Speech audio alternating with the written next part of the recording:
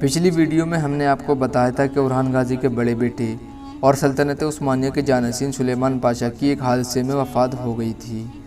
اسی لیے اگلے سلطان بنے اورحان غازی کے چھوٹے بیٹے سلطان مراد اول۔ یہ وہ پہلے سلطنت عثمانیہ کے سلطان تھے جنہیں سلطان کا لفظ دیا گیا۔ اس سے پہلے ان کے والد اورحان غازی اور دادا عثمان غازی کو سردار کہہ کر پکارا جاتا تھا۔ بہادری اور ہوشیاری انہیں وراثت میں ملی تھی۔ انہوں نے سلطان بنتے ہی یوروپ پر حملہ کرنے کا منصوبہ بنایا۔ یوروپ پر حملہ کرنے سے پہلے مشرق کی سرحدوں پر کرمانیہ کے امیر نے سلطان مراد کے خلاف بغاوت کر دی اور پھر سلطان مراد نے پہلے اس بغاوت کو ختم کیا۔ اس کے بعد یوروپ کی طرف روانہ ہوئے۔ سلطان مراد کے سلطان بننے کے وقت باذنطینی سلطنت کے حالات بہت زیادہ خراب ہو گئے تھے۔ اس کے تمام ایشیائی علاقوں پر سلطنت عثمانیہ کا قبضہ ہو چکا تھا۔ اب باذنطینیوں کے ہاتھ میں قسطنطنیہ کے علاوہ یوروپ کے کچھ علاقے رہ گئے تھے۔ مسلمان یوروپ میں اپنا قدم رکھتے چلے جا رہے تھے، مگر یوروپ کی دوسری سلطنتیں باذنطینیوں کی مدد کرنے کے لیے نہیں آ رہی تھیں، بلکہ وہ تو باذنطینیوں کو ختم ہوتے دیکھنا چاہ رہے تھے۔ دوستو، اس کی وجہ مذہبی روایات تھیں۔ کچھ لوگ پاپا روما کو مانتے تھے تو کچھ لوگ فرانس کے پوپ کو مانتے تھے۔ ان حالات کو دیکھتے ہوئے سلطان مراد اول ایک زبردست لشکر کے ساتھ یوروپ کے اندر داخل ہوئے اور تھیس کے علاقے میں ایک سے بڑھ کر ایک قلعے فتح حاصل کرتے چلے گئے، یہاں تک کہ ایڈری شہر، جسے ادرنا بھی کہا جاتا ہے، اس مقام پر باذنطینیوں کو سلطان مراد نے بری طرح سے شکست دی۔ اس طرح ایڈریل کے ساتھ تھیس کا پورا علاقہ عثمانیوں کے قبضے میں آ گیا۔ اس فتح کے بعد قسطنطنیہ کے شہنشاہ نے سلطان مراد سے صلح کی درخواست کی۔ سلطان کو سالانہ محصول دینے اور جنگ کے موقع پر سپاہی دینے کی شرط پر اس کی جان بخش دی۔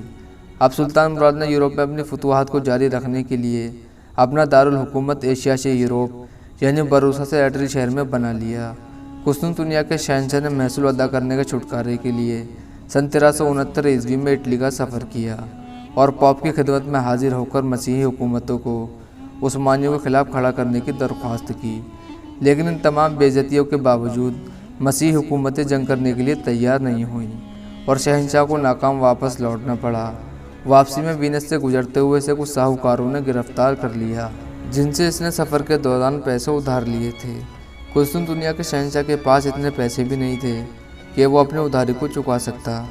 جب شہنشاہ کے چھوٹے بیٹے مینوئل کو یہ پتہ چلا تو اس نے اپنی جائیداد کو بیچ کر شہنشاہ کو چھڑوایا۔ شہنشاہ کا بڑا بیٹا اینٹونک بہت ہی شاطر تھا۔ اس نے کسی طرح سے سلطان مراد کے بیٹے سادو جی کے ساتھ دوستی کر لی۔ ان دونوں نے مل کر ایک منصوبہ بنایا کہ اپنے اپنے والد کو تخت سے اتار کر خود حکومت کریں، لیکن سلطان مراد کا غصہ ایسا تھا کہ ان کے ایک ہی حکم پر اس کا ساتھ دینے والے تمام ساتھی اسے چھوڑ کر بھاگ گئے۔ سلطان مراد نے پہلے تو اپنے بیٹے سادو جی کو بغاوت کرنے کی سزا سنائی اور اس کی آنکھوں میں پگھلا ہوا شیشہ ڈال دیا اور قسطنطنیہ کے شہنشاہ کو حکم دیا کہ وہ بھی اینٹونک کے ساتھ یہی سلوک کرے۔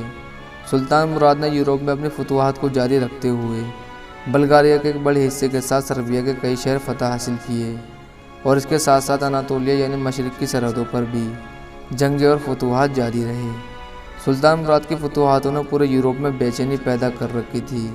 اب یہ خطرہ ان کو پریشان کر رہا تھا اور اس کا نتیجہ یہ نکلا کہ 1379 میں یوروپی سلطنتوں کا ایک شاندار اتحاد سامنے آیا۔ اس اتحاد میں سربیا، بلغاریہ، البانیہ اور ہنگری نے اپنی پوری طاقت کے ساتھ شرکت فرمائی، جبکہ پولینڈ نے بھی اپنی فوج کو روانہ کیا۔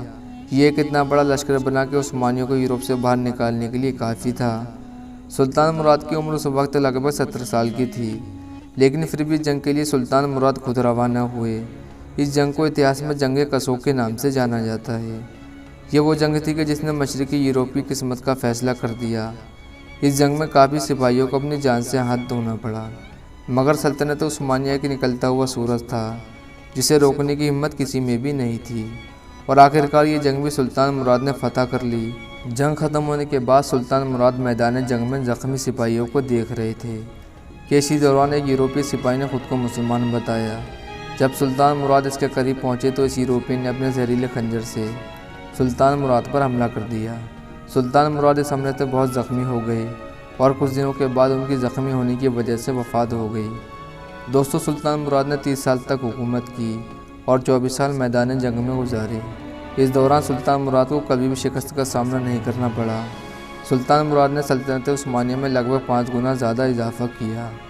سلطان مراد کے بعد آپ کے بیٹے سلطان بایزید نے سلطنت عثمانیہ کی ذمہ داری سنبھالی۔